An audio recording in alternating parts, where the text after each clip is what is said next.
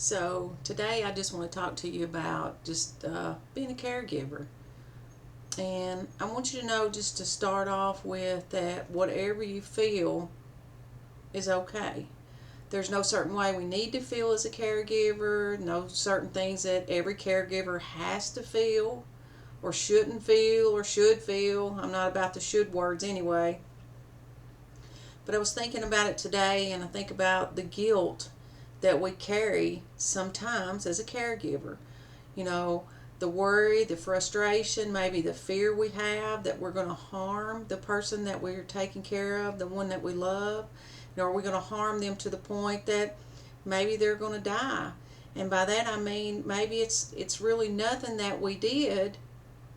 It was just that's the way it was going to be at that moment. But we blame ourselves. Did I not have the right tone in my voice? Did I not cook the right meals? Should I have given medicine differently, or a different type of supplement? Or if I'd took him to the gym more, maybe he would have been healthier. We carry such a burden, and we place those burdens upon ourselves. I know, me being a mental therapist, that I do counseling all day, and I had a client tell me when Hank first got sick, now you're a counselor 24 hours a day and you don't get a break. And I thought a lot about that. It's true. I am a counselor 24 hours a day now. I'm constantly thinking about what I'm saying. Did I give the wrong look? As I said, the wrong tone of voice. Then did we have an argument? Did it cause him stress, frustration? Did he feel rejected? Sometimes as caregivers we feel rejected. I know sometimes I feel abused. Not that that's ever what is meant to happen, but I feel that way.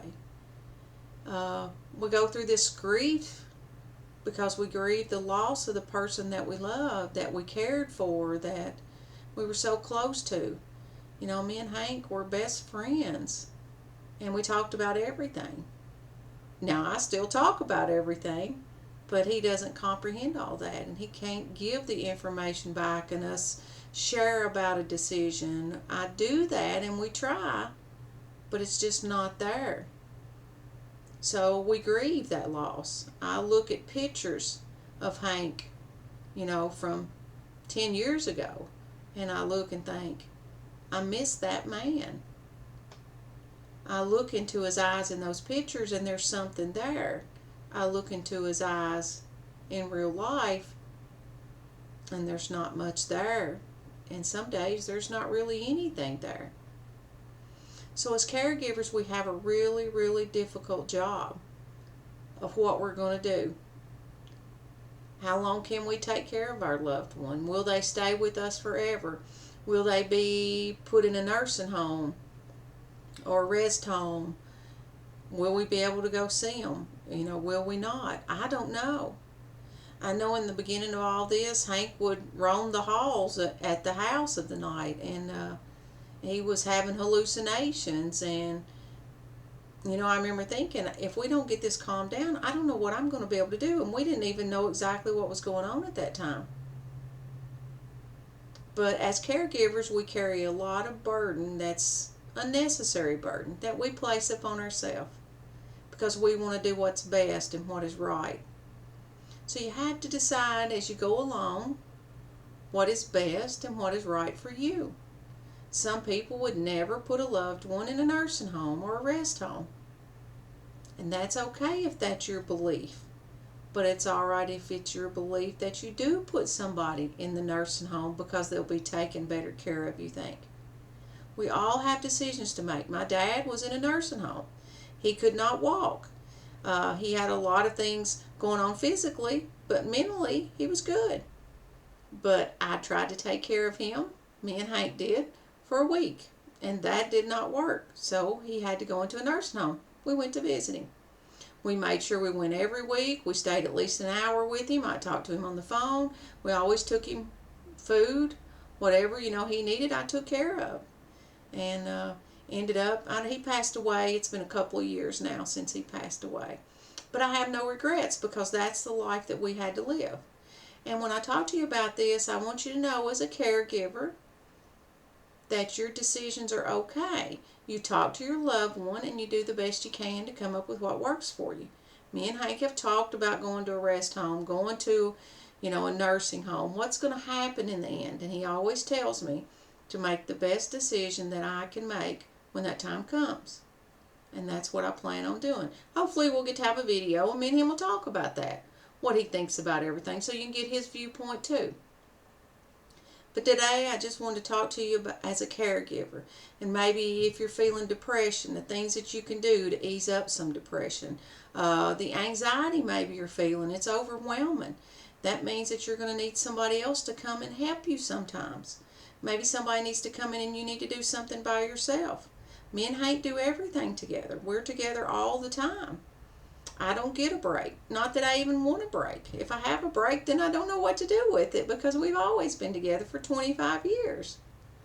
So you have to do what works for you. Pay attention to your thoughts and your feelings and your actions. And then the things that you're telling yourself, are they truths or are they lies? When you say, I'm just a horrible person, I should have, whatever. I should have cooked more meals, okay? When you tell yourself that, think, is that the truth? Or am I lying to myself?